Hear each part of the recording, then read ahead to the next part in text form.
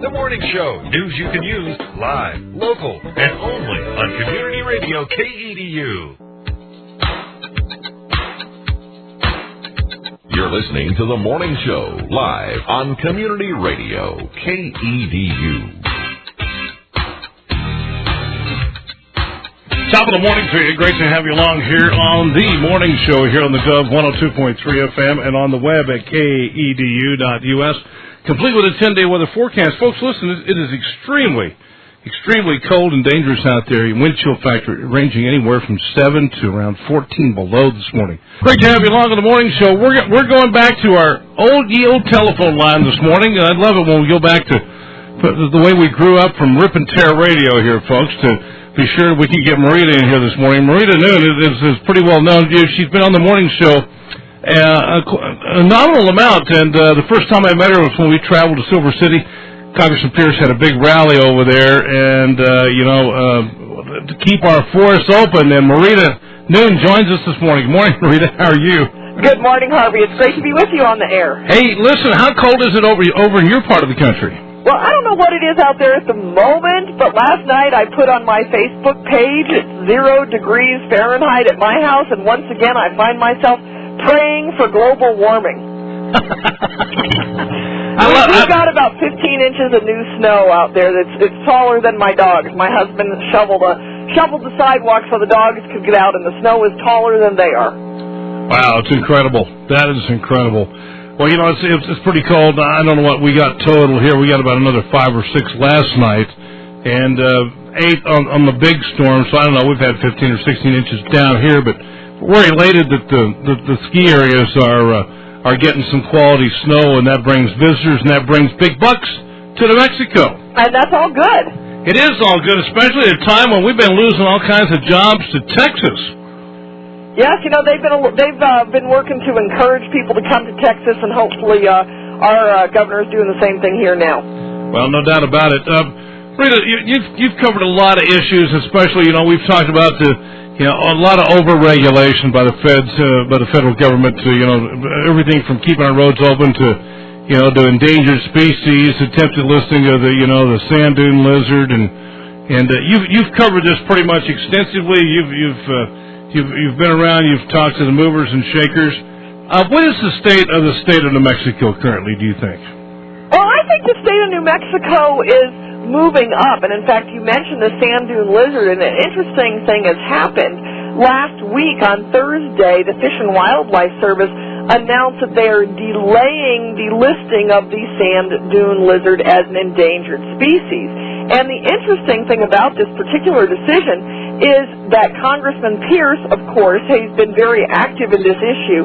Congressman Pierce spearheaded a letter-writing campaign that he has a letter sent to Ken Salazar asking Ken Salazar, Secretary of the Interior, who oversees the Fish and Wildlife Service, he asked Ken Salazar to decline to list the lizard. And there's only 3 options once there is a proposed listing. The Fish and Wildlife Service can not list it, they can list it, or they can delay the listing up to 6 months if there is discrepancy in the science behind the listing.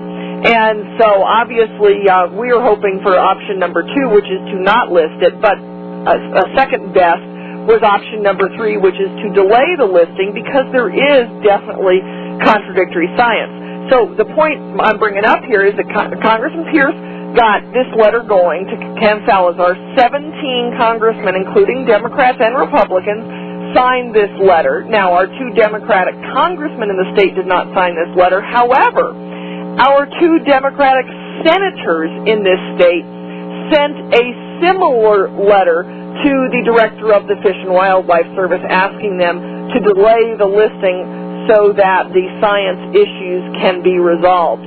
So we have a unique issue here where both the Democrat and Republican federal leadership, our elected officials in the state, have come together on this one issue. And it's interesting because New Mexico is a swing state.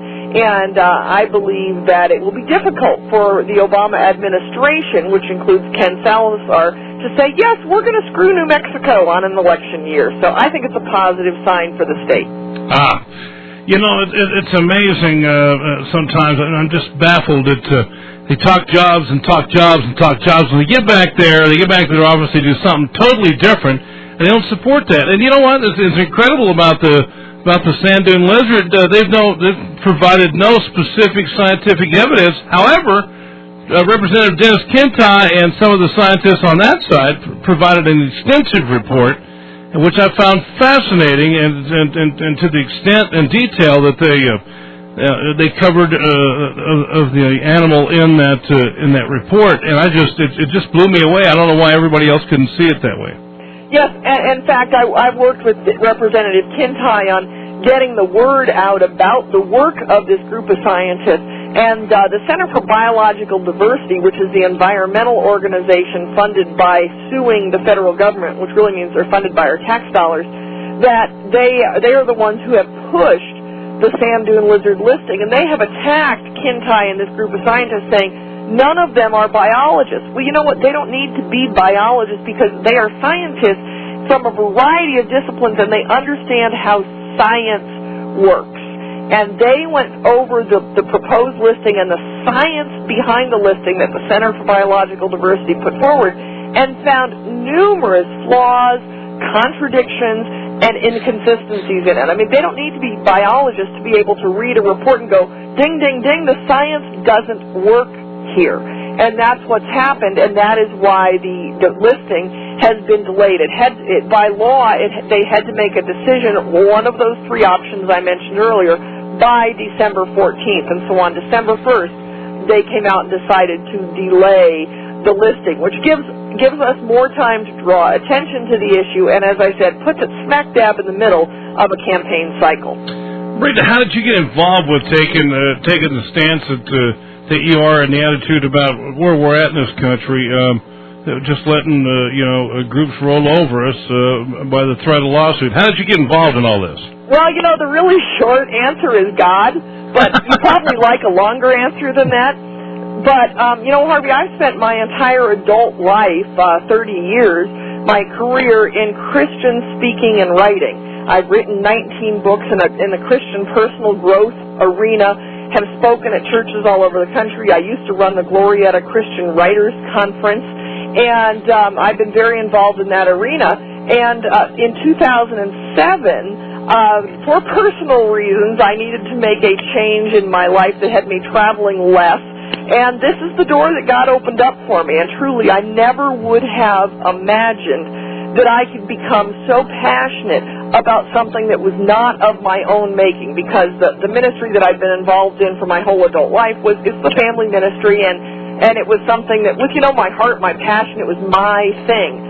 I stepped into the role of executive director at Citizens Alliance for Responsible Energy in January of 2007, and I just would have never imagined that I could get this engaged and passionate about something like energy and sand dune lizards. And my friends and family are like, "Are you still talking about the lizard?" And they're like, "Aren't you done with that yet?" I'm like, "No, this is an important issue. We need to pay attention to it." But in August of 2007, I did a little study. I analyzed 25 different environmental groups' websites and looked at what would the world be like if we could suddenly wave a magic wand and give them everything they want as it relates to energy. I only looked at energy issues. If we could wave a magic wand and give them everything they want, what would the world be like? And that little study that I did became kind of my position paper and gave me the foundation that has really given me the passion to address these issues that I look at today. Wow.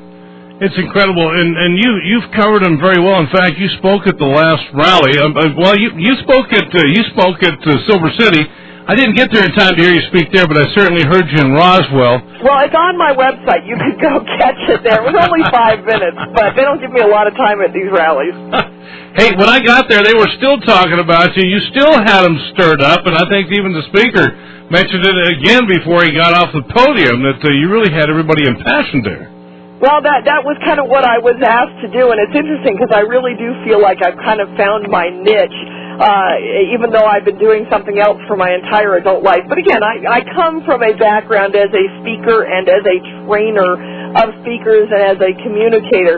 So, those skills that have been honed in the last 30 years have certainly come into play in these new issues. And I really feel like, I'm in an important place in the history of America because we are at a place where our very freedoms are threatened.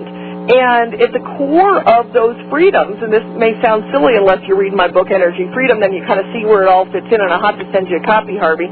But the core of the freedoms are energy. If the people who are fighting these issues, if they can reduce our energy, if they can have America be in a reduced energy situation, a fuel poverty situation, then our greatness is diminished. Our freedom in this country is taken away. And I truly believe when I study this stuff day in and day out, there's like no choice but to come to this conclusion. Marita, you ever have any second thoughts about all this? No.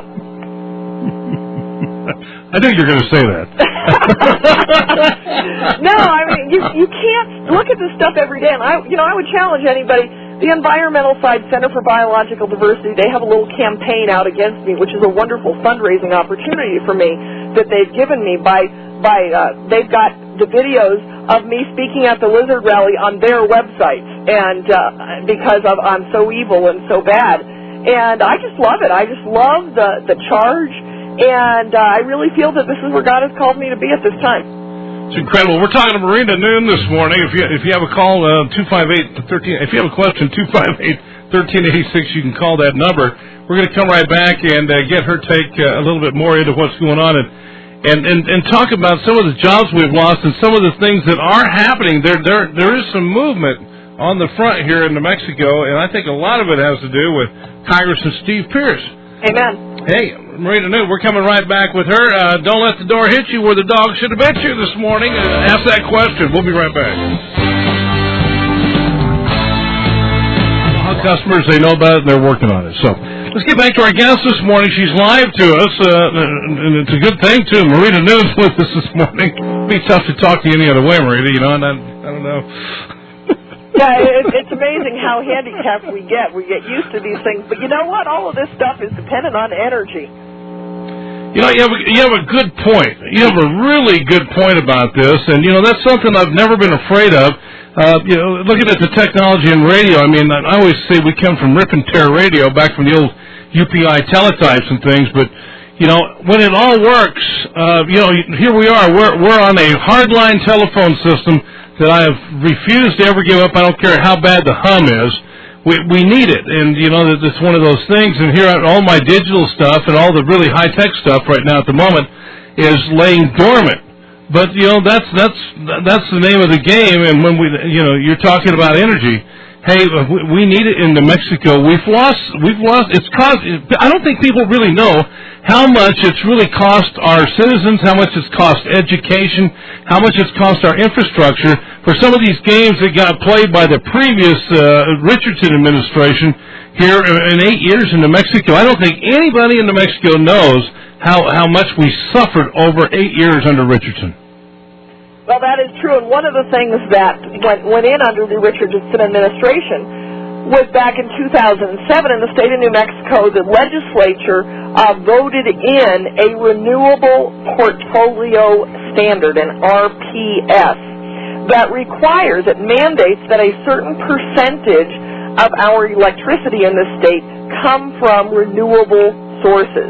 And I spent a good portion of the last 12 months working with PNM, the major electricity provider in this state, the utility company PNM. I spent 10 months in a working group where we were trying to figure out how we could meet this mandate, this legislated mandate that we had in this state. How could we meet the renewable standard affordably?